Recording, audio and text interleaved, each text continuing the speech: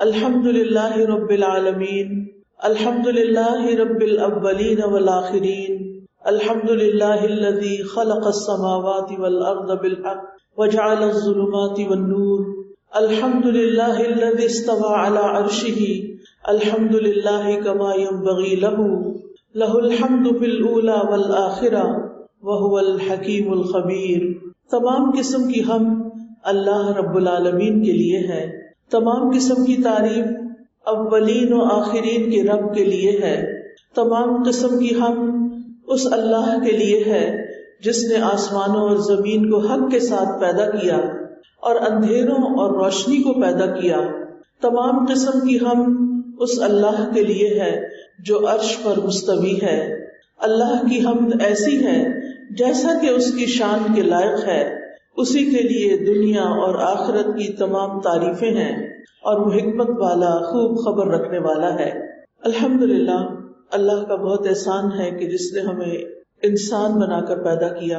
ہم کوئی حیوان بھی ہو سکتے تھے، لیکن یہ اس کا ہم پر بہت بڑا کرم ہے کہ اس نے انسان بنا کر ہمیں عزت بخشی، ہمیں عقل عطا کی، ہمیں بولنا سکھایا، ہمیں زندگی کا ایک مقصد دیا، اور ہمارے لیے ایک ایسی زندگی رکھی جو کبھی ختم نہیں ہونی۔ انسان کی روح اس وقت پیدا کر دی گئی تھی جب اللہ تعالیٰ نے آدم علیہ السلام کو بنایا تھا، اور ان کی پشت سے تمام روحیں جنہیں دنیا میں آنا ہے ان کو پیدا کر دیا گیا۔ اور پھر جب سے دنیا بنی ہے، انسان اپنے اپنے وقت پر اس دنیا میں آ رہا ہے اور یہاں سے جا رہا ہے، لیکن انسان کی یہ زندگی جو اس زمین پر ہے صرف یہی زندگی نہیں، بلکہ اس کے بعد، موت کے بعد برزخ کی بھی ایک زندگی ہے، اور پھر قبر کے بعد حشر کے دن، قیامت کے دن اس کو دوبارہ اٹھایا جائے گا، اور پھر آخری زندگی جنت اور جہنم کی زندگی ہے۔ اچھے کام کرنے والے ہم سب جانتے ہیں کہ جنت میں جائیں گے، اور جو برے کام کرتے ہیں وہ جہنم میں جائیں گے۔ ہر انسان اپنی اپنی منزل پر پہنچ جائے گا۔ جو روح ایک دفعہ پیدا ہو چکی ہے اسے کبھی فنا نہیں ہونا۔ جنت میں جانے والی روحیں ہمیشہ خوشیوں کے ساتھ رہے گی، اور جہنم میں جانے والی تکلیف اور مصیبت میں۔ لیکن جو ایک دفعہ آ چکا ہے، یعنی جس کو ایک وجود مل گیا ہے، پھر اس کے لیے خاتمہ نہیں۔ جیسے مادہ فنا نہیں ہوتا، ایسے ہی انسان کی روح بھی فنا نہیں ہوتی۔ ایک وقت تھا کہ صرف روح تھی، پھر زمین پر روح اور جسم کا ملاپ ہوا، پھر ایک وقت ہوگا کہ جسم مٹی میں مل جائے گا اور روح باقی ہوگی، پھر ایک وقت آئے گا کہ جسم اور روح دوبارہ مل جائے گا، اور وہی ابدی زندگی ہے، ہمیشہ کی زندگی ہے۔ اللہ سبحانہ وتعالیٰ اس کے بارے میں فرماتے ہیں وَهُوَ الَّذِي أَحْيَاكُمْ ثُمَّ يُمِيتُكُمْ ثُمَّ يُحْيِيكُمْ إِنَّ الْإِنسَانَ لَكَفُورٌ۔ وہی تو ہے جس نے تمہیں زندگی دی، پھر تمہیں موت دے گا، پھر تمہیں زندہ کرے گا، یقیناً انسان بہت ناشکرا ہے۔ یعنی اس نے اپنی زندگی کی کبھی قدر نہیں کی، اس زندگی کے ملنے پر شکر ادا نہیں کیا۔ اللہ سبحانہ وتعالیٰ نے انسان کو پیدا کرنے کے بعد بے مقصد چھوڑ نہیں دیا، بلکہ سورۃ الملک میں فرمایا تبارک الذی بیدہ الملک وہو علی کل شیء قدیر الذی خلق الموت والحیاۃ لیبلوکم ایکم احسن عملا۔ بہت برکت والا ہے وہ جس کے ہاتھ میں تمام کائنات کی بادشاہت ہے، اور وہ ہر چیز پر پوری طرح قدرت رکھتا ہے۔ وہ ذات کہ جس نے موت اور زندگی کو پیدا کیا تاکہ تمہیں آزمائے کہ تم میں سے کون اچھے عمل کرتا ہے، اور وہ سب پر غالب، بے حد بخشنے والا ہے۔ تو گویا اللہ سبحانہ وتعالیٰ نے ہماری زندگی کا یہ حصہ جو اس زمین پر رکھا ہے ایک امتحان کے لیے، ایک ٹیسٹ کے لیے، کہ یہاں رہ کر انسان کرتا کیا ہے، کیا اس کے مطابق زندگی بسر کرتا ہے جو اس کے پیدا کرنے والے کی رضا کے مطابق ہے، یا پھر اپنی مرضی اور اپنی خواہشات اور اپنی دل پسند زندگی بسر کرتا ہے۔ یعنی اس دنیا میں آ کر انسان کو چونکہ اللہ تعالیٰ نے اختیار دیا ہے کہ چاہے تو وہ رب کی بات مانے اور چاہے تو نہ مانے، جیسے اللہ تعالیٰ فرماتے ہیں اِنَّا خَلَقْنَا الْإِنسَانَ مِن نُطْفَةٍ أَمْشَاجٍ نَبْتَلِيهِ فَجَعَلْنَاهُ سَمِيعًا بَصِيرًا، کہ ہم نے انسان کو ایک مخلوط نطفے سے پیدا کیا، اس لیے کہ ہم اسے آزمائیں، اس لیے ہم نے اسے خوب سننے والا، خوب دیکھنے والا بنایا. یعنی انسان کو عقل سمجھ دی، دیکھنے، بولنے، سننے کی قوتیں دی.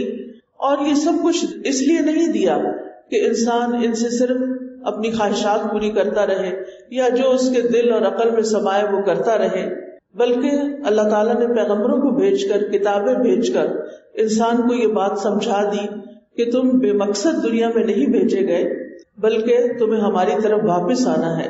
سورۃ المؤمنون میں آتا ہے افحسبتم انما خلقناکم عبثا وانکم الینا لا ترجعون، کیا تم سمجھتے ہو کہ ہم نے تمہیں یوں ہی بے مقصد پیدا کیا اور یہ کہ تم ہماری طرف واپس لوٹائے نہیں جاؤ گے؟ ہم سب ایک وقت کے لیے اس زمین پر آئے ہیں اور ہمیں واپس جانا ہے. اب دیکھا یہ جائے گا کہ یہاں پر ہمارا یہ وقت کیسے گزرا، اللہ کی اطاعت میں یا اللہ کی نافرمانی میں، اللہ سبحانہ وتعالیٰ کو راضی کرتے ہوئے یا ناراض کرتے ہوئے، اللہ کی بات مانتے ہوئے یا اس کے دشمن شیطان کی بات مانتے ہوئے. ہم میں سے ہر ایک کا ایک امتحان ہو رہا ہے اور ہم میں سے ہر ایک کو دیکھا جا رہا ہے کہ ہم کرتے کیا ہے. ہم سمجھتے ہیں کہ شاید دنیا کی کامیابی ہی اصل کامیابی ہے، اور اس دنیا میں کامیاب انسان بننے کے لیے بعض اوقات ہم اپنی ساری ایفرٹس لگا دیتے ہیں، جبکہ اللہ تعالیٰ فرماتے ہیں کل نفس ذائقۃ الموت وانما توفون اجورکم یوم القیامہ فمن زحزح عن النار وادخل الجنۃ فقد فاز وما الحیاۃ الدنیا الا متاع الغرور. ہر جان موت کا مزہ چکھنے والی ہے اور تمہیں تمہارے اجر یعنی جو تم محنت دنیا میں کرو گے قیامت کے دن پورے پورے دے دیے جائیں گے.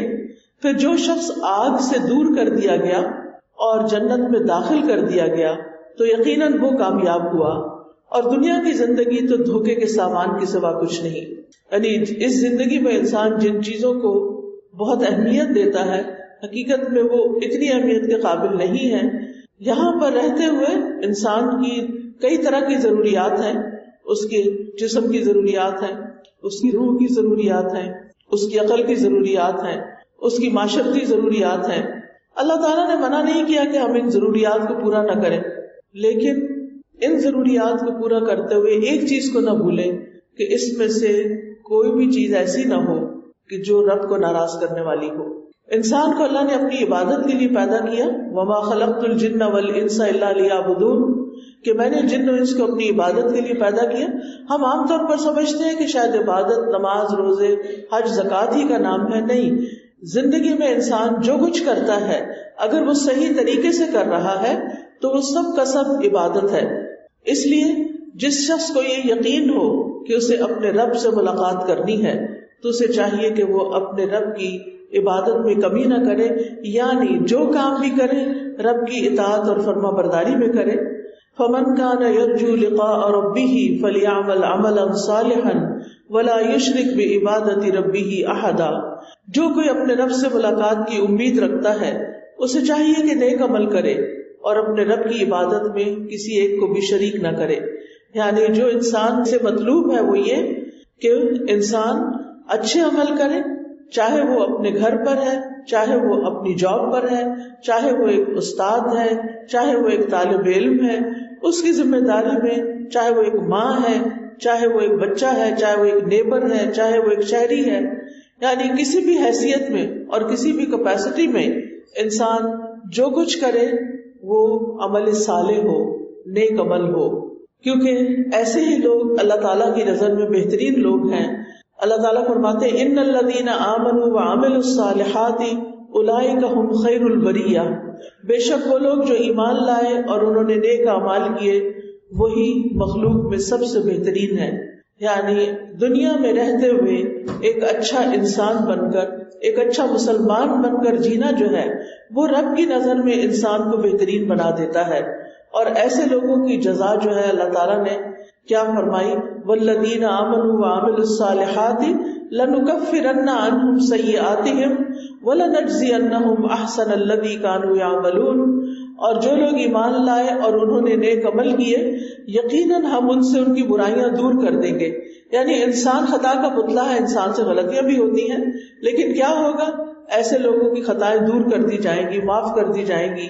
وَلَنَجْزِيَنَّهُمْ أَحْسَنَ الَّذِي كَانُوا يَعْمَلُونَ، اور یقیناً ہم انہیں ان کے اس عمل کی بہترین جزا دیں گے جو وہ کیا کرتے تھے. یعنی انسان اس زمین پر جو بھی کوششیں کرتا ہے وہ کوششیں رائیگاں نہیں جائیں گی، ان کوششوں کا اس کو بدلہ دیا جائے گا. اب آپ دیکھیں کہ بہت سے کام ہم صرف اپنی ضرورت کے تحت کر رہے ہوتے ہیں، اپنے فائدے کے لیے کر رہے ہوتے ہیں، بھاگ دوڑ کر رہے ہوتے ہیں، لیکن ہمارے دین میں وہ بھی عبادت ہے.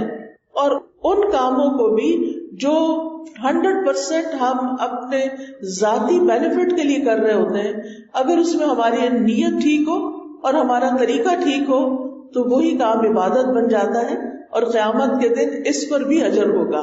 اور وہ کام چھوٹے بھی ہو سکتے ہیں اور وہ کام بڑے بھی ہو سکتے ہیں. مثلا اپنی بیوی کو پانی پلانا ایک حدیث میں آتا ہے، یعنی اگر کوئی شخص اپنی بیوی کو بھی پانی پلاتا ہے تو یہ بھی اس کی طرف سے ایک نیکی لکھی جاتی ہے، صدقہ لکھا جاتا ہے. قیامت کے دن اس پر اس کو ریوارڈ دیا جائے گا کہ اس نے ایک اچھا کام کیا.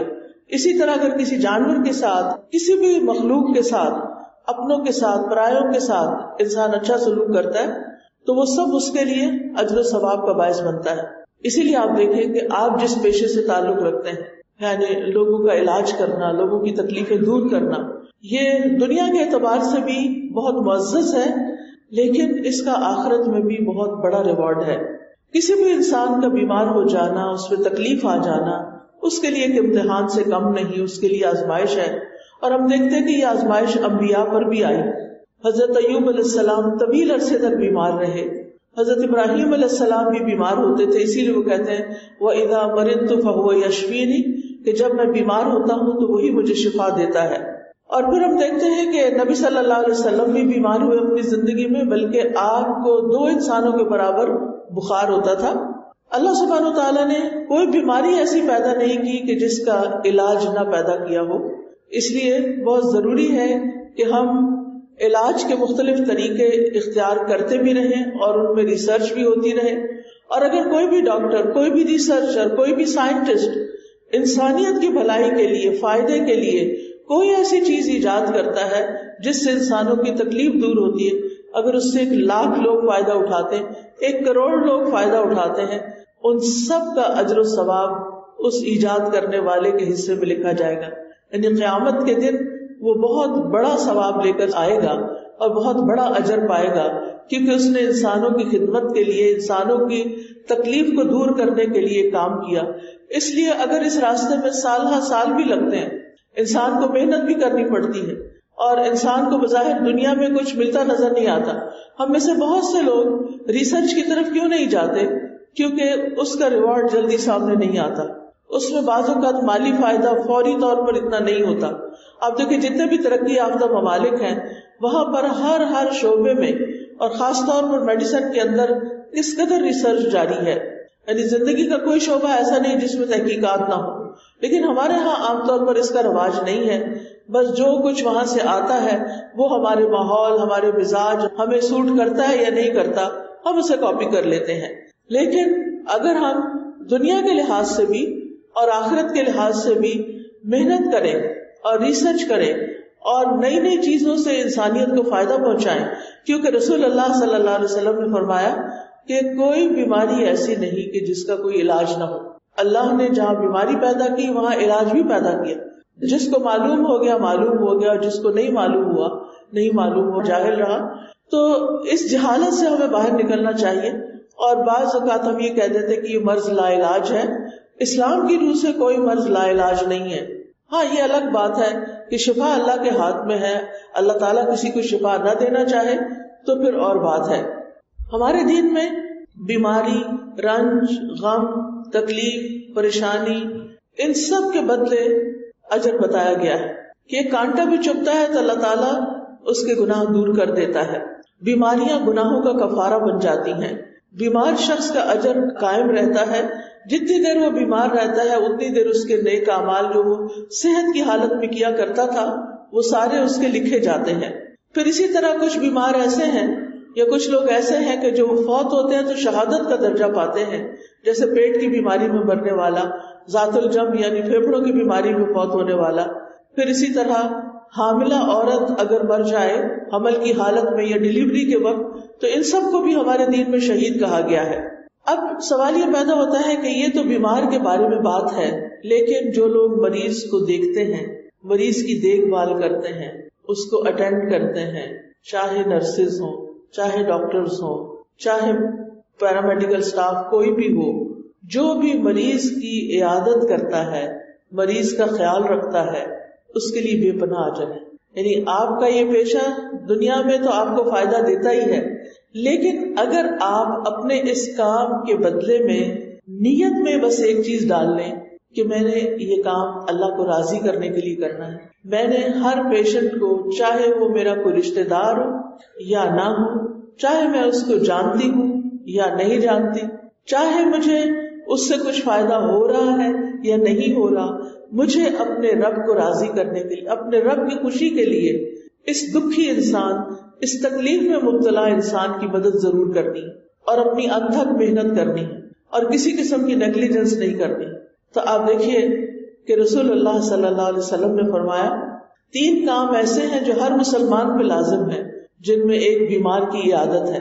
یعنی ان جنرل تو ہر بندے کے اوپر لازم ہے کہ وہ مریض کا خیال رکھے، لیکن ایک عام انسان کیا خیال رکھ سکتا ہے؟ زیادہ زیادہ اس کو دوا کھلا سکتا ہے یا اس کا حال پوچھ سکتا ہے، عیادت کرنے آ سکتا ہے، لیکن جو خیال ڈاکٹر رکھ سکتا ہے یا جو خیال نرس رکھ سکتی ہے، تو وہ جتنی محنت کرے گی اسی کے مطابق اس کا اجر ہوگا۔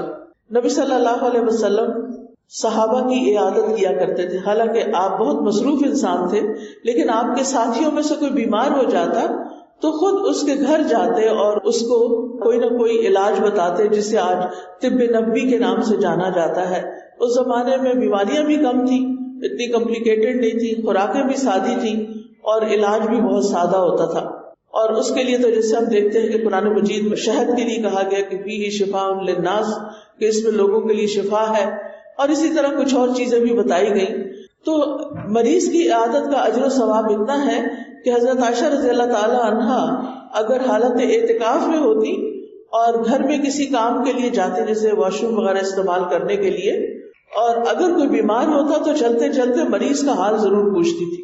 حالانکہ آپ کو پتہ ہے کہ اعتکاف میں آپ کو دنیا کا کوئی کام نہیں کرنا ہوتا، لیکن وہ حالت اعتکاف میں بھی حال ضرور پوچھتی۔ نبی صلی اللہ علیہ وسلم نے فرمایا کہ بے شک بعض لوگ مسجدوں کی میخیں ہوتے ہیں، فرشتے ان کے ہم نشین ہوتے ہیں، اگر وہ غائب ہو جائے تو تلاش کرتے ہیں، اگر وہ بیمار ہو جائے تو وہ ان کی تیمارداری کرتے ہیں۔ یعنی کچھ لوگ ایسے ہوتے ہیں کہ فرشتے بھی ان کی تیمارداری کرتے ہیں۔ پھر اسی طرح نہ صرف یہ کہ مرد حضرات بلکہ صحابیات بھی بیماروں کی خبر گیری کرتی تھی۔ ربیہ کہتی ہیں کہ ہم جہاد میں نبی صلی اللہ علیہ وسلم کے ساتھ جاتی، ہم زخمیوں کو پانی پلاتی، ان کا علاج کرتی تھی، مقتول اور زخمی لوگوں کو اٹھا کر مدینہ میں لے کر آتی اور ان کا علاج کیا کرتی تھی۔ محمود بن لبید کہتے ہیں کہ سعد رضی اللہ عنہ کو جب خندق کے دن بازو کی رگ پر زخم آ گیا، جس سے ان کی پھر وفات بھی ہو گئی تھی، ان کی حالت خراب ہوئی تو انہیں ایک عورت کے ہاں پہنچا دیا گیا جن کو رفیدہ کہا جاتا تھا، اور وہ زخمیوں کا علاج کرتی تھی۔ تو یہ رفیدہ جو ہیں ایک صحابیہ ہیں کہ جن کے پاس مریضوں کو لا کر ان کے گھر میں رکھ کر، یعنی اس وقت ہاسپٹل تو نہیں ہوتے تھے، لوگوں کے گھر ہی اسپتال بن جاتے تھے، تو ان کے پاس لایا جاتا، اور یہ ان عظیم صحابی جو ہیں سعد بن معاذ رضی اللہ عنہ، تو ان کا بھی علاج کرتی رہی۔ اور پھر آپ دیکھیے کہ جو عیادت کرتا ہے جیسے ڈاکٹر ہے یا نرس ہے، تو اس کے بارے میں آپ نے فرمایا جس شخص نے کسی مریض کی عیادت کی اس نے رحمت میں غوطہ لگایا، یہاں تک کہ جب وہ بیٹھ گیا تو اس نے رحمت میں جگہ بنا لی۔ یعنی اس میں مسلسل اللہ تعالیٰ کی رحمت ہوتی ہے جو مریض کی دیکھ بھال کر رہا ہوتا ہے۔ رسول اللہ صلی اللہ علیہ وسلم نے یہ بھی فرمایا جو کسی بیمار کی عیادت کرے یا اپنے بھائی سے اللہ کی خاطر ملاقات کرے تو آسمان سے ایک پکارنے والا اسے پکارتا ہے کہ تم بھی پاک ہو، تمہارا چلنا بھی پاک ہے، اور تم نے جنت میں گھر بنا لیا۔ یعنی اتنا بڑا اجر و ثواب ہے جو شخص مریض کے خیال کے لیے گھر سے نکلتا ہے۔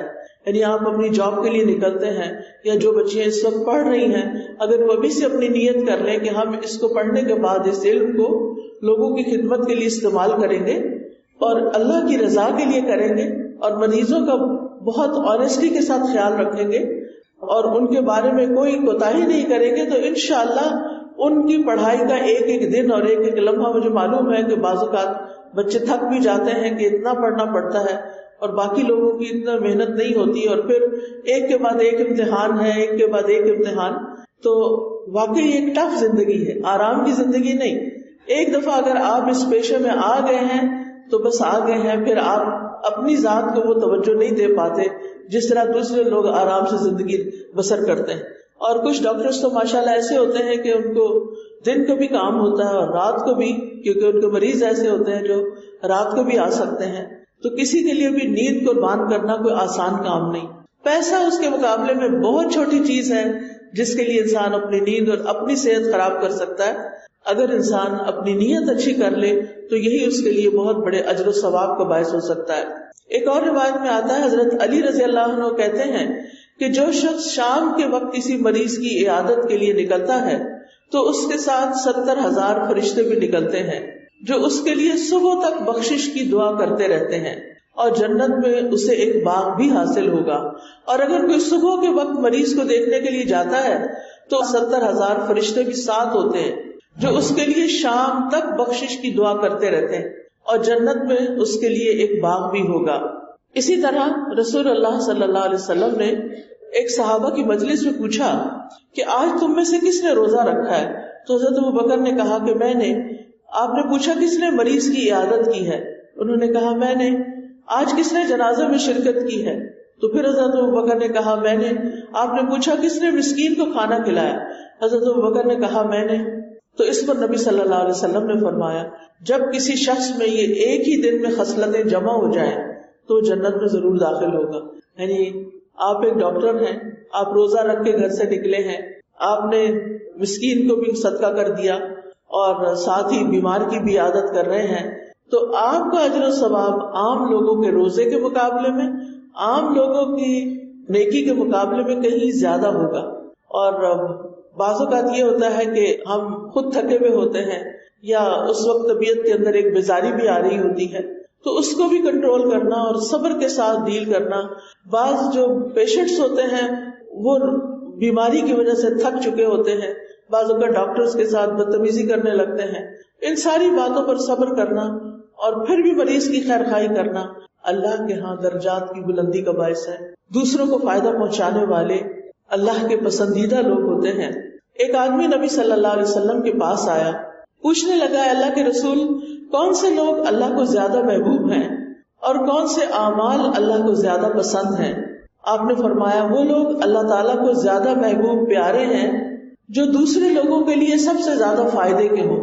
یعنی آپ اپنے اس پیشے سے جتنے بھی لوگوں کو فائدہ پہنچائیں گے، ہو سکتا ہے آپ کی گنتی سے باہر ہوں، آپ ساری زندگی جتنا کام کریں تو ہزاروں لاکھوں کی تعداد میں آپ کے پیشنٹس ہوں، لیکن اگر آپ کی نیت اچھی ہے تو اتنا ہی بڑا اجر و ثواب اور اللہ سبحانہ تعالیٰ کے محبوب بندوں میں شمار۔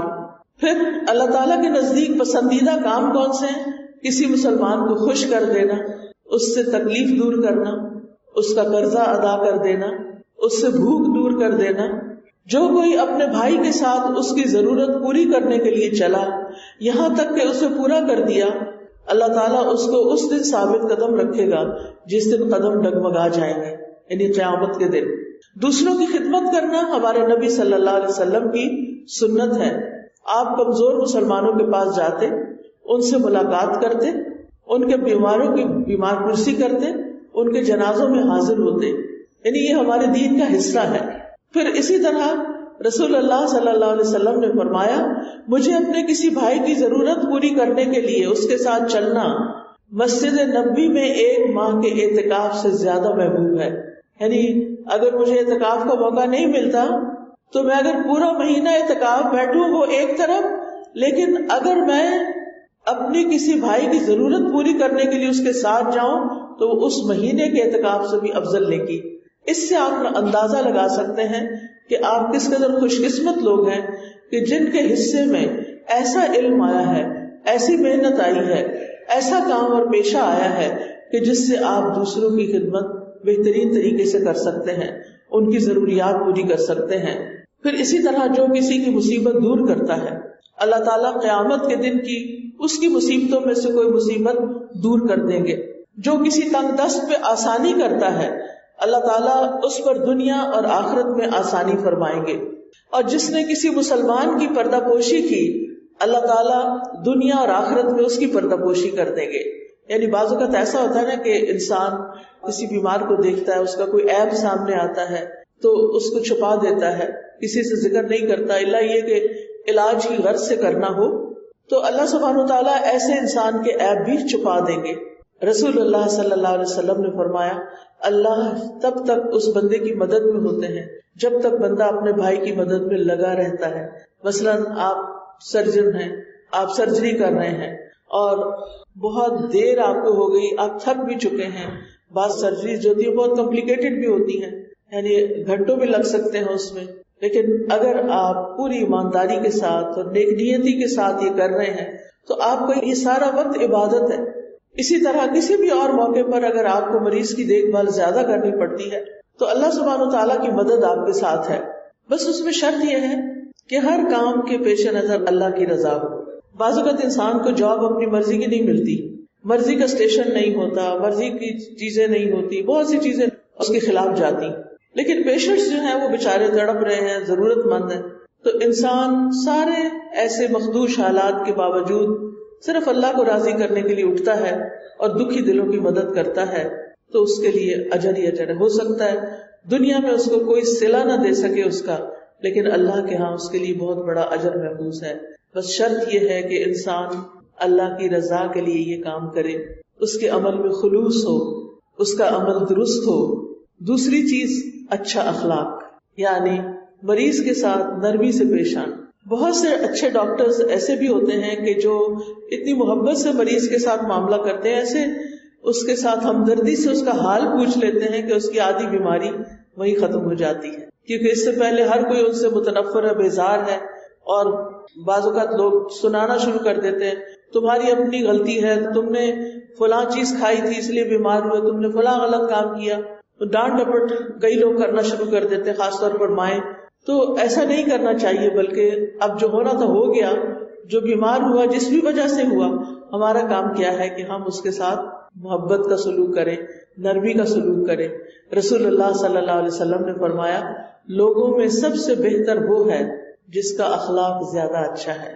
پھر اسی طرح آپ نے یہ بھی فرمایا، بے شک نرمی جس چیز میں ہوتی ہے اس کو خوبصورت بنا دیتی ہے، اور نرمی جس چیز سے بھی نکال دی جاتی ہے اسے بدصورت کر دیتی ہے۔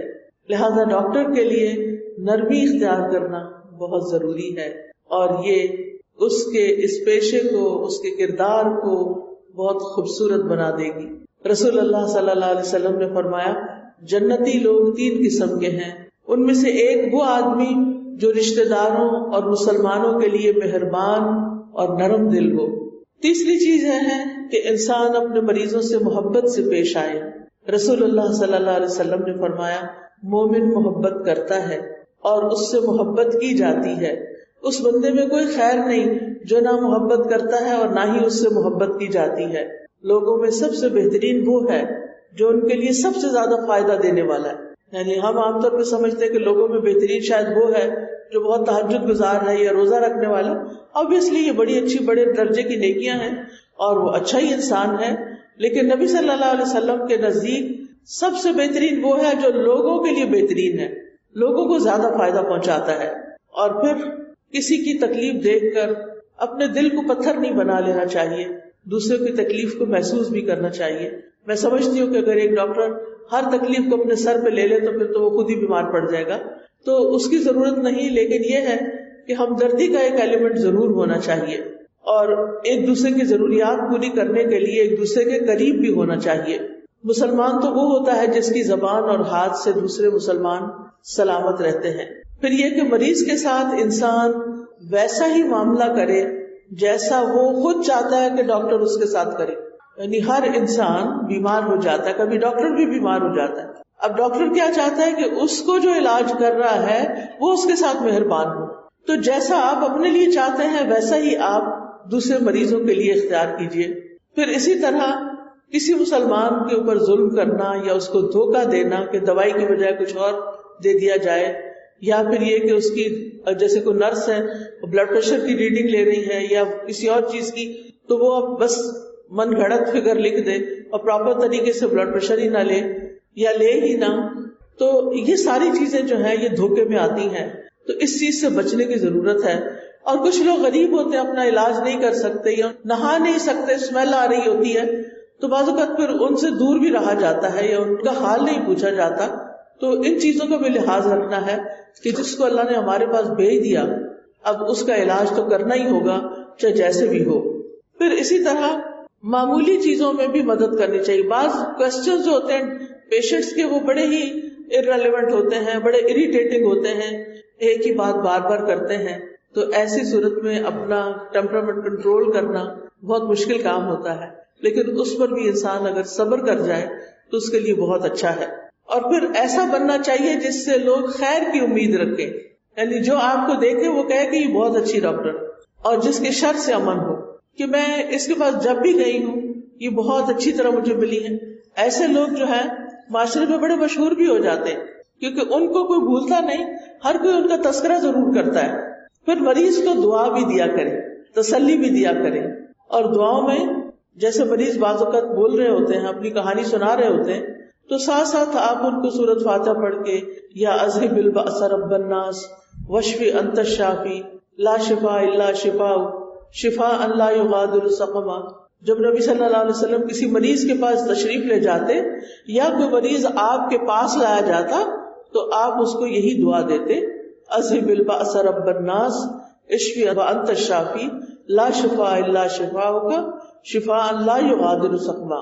تو یہ دعائیں جو ہیں ان کے کارڈ بھی بنا دیے گئے ہیں، لیکن اگر مریض کو سکھا دی جائیں یا مریض کے اٹینڈنٹ کو بھی سکھا دی جائیں اور وہ مریض پر پڑھے تو انشاءاللہ دعا میں بہت اللہ نے اثر رکھا ہے، مریض جلد صحت یاب ہو سکتا ہے. ایک چیز اپنی نیت میں رکھیں کہ جو مریض آئے گا میں اس کو خوش کر کے بھیجوں گی، اور وہ کیا ہونا چاہیے؟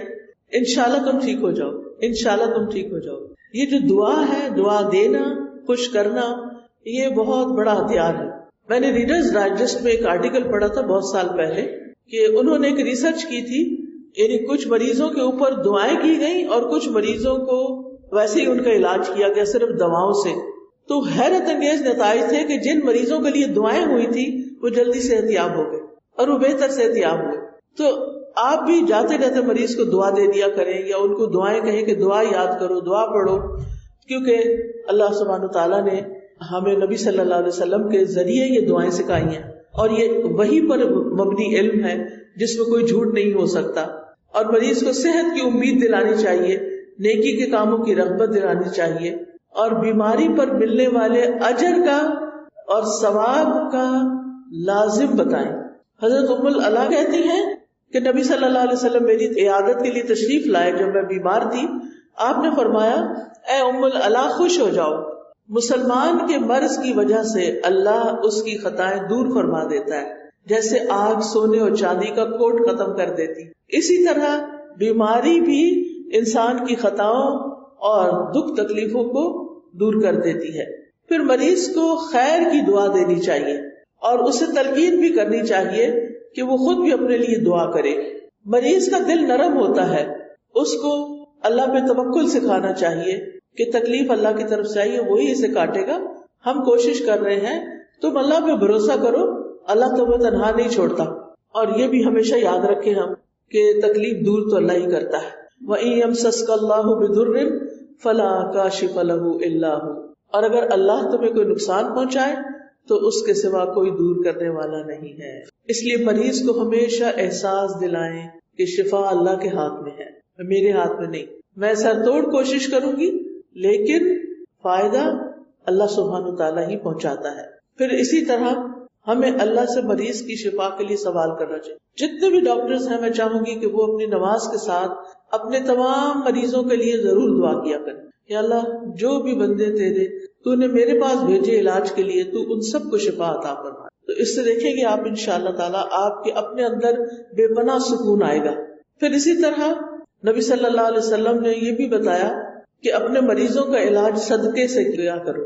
بعض لوگ تو انسان فوت ہو جاتا تو بعد میں صدقے کرتے ہیں، حالانکہ جب وہ بیمار ہو تو پہلے ہی کرنا چاہیے تاکہ اس کے لیے آسانیاں ہو۔ پھر قرآن سے علاج، قرآن مجید جو ہے وہ شفا بھی ہے اور رحمت بھی ہے، تو اس لیے مریضوں کو ضرور قرآن پڑھ کر اپنے اوپر دم کرنے کا کہا کریں۔ خاص طور پر نبی صلی اللہ علیہ وسلم کی سنت یہ تھی کہ رات کو سوتے وقت اپنی دونوں ہتھیلیاں اس طرح کرتے، ان میں پھونک مارتے اور قل هو اللہ احد، قل اعوذ برب الفلق اور قل اعوذ برب الناس پڑھ کے پھونکار کے ہاتھ پر، پھر سر سے لے کے آگے چہرے اور پورے بدن پر کر کے نیچے تک، پھر جتنا ہاتھ پیچھے جائے وہاں بھی۔ تو اس سے انسان بہت سی تکلیف دہ چیزوں سے جو نیند کی حالت میں اس کو تکلیف دے سکتی ہے اس سے بچا رہتا ہے۔ پھر اسی طرح حضرت عائشہ وغیرہ دم سے بھی علاج کروا لیتے تھے، اور مریض کو اپنے علاج کے لیے خود دعائیں سکھا دینی چاہیے، کیونکہ بعض مریض جو ہے ان کے پاس کافی وقت ہوتا ہے جس میں وہ یہ کام کر سکتے ہیں۔ تو یہ چند ایک میری گزارشات تھی کہ جو کچھ آپ کر رہے ہیں ماشاءاللہ بہت اچھا کر رہے ہوں گے، لیکن اس کے ساتھ ساتھ اگر یہ چیزیں بھی شامل کر لی جائے تو انشاءاللہ بہت فائدہ ہوگا۔ اللہ سبحانہ وتعالیٰ آپ کو دین و دنیا کی ترقی عطا فرمائے۔ وآخر دعوانا ان الحمد للہ رب العالمین۔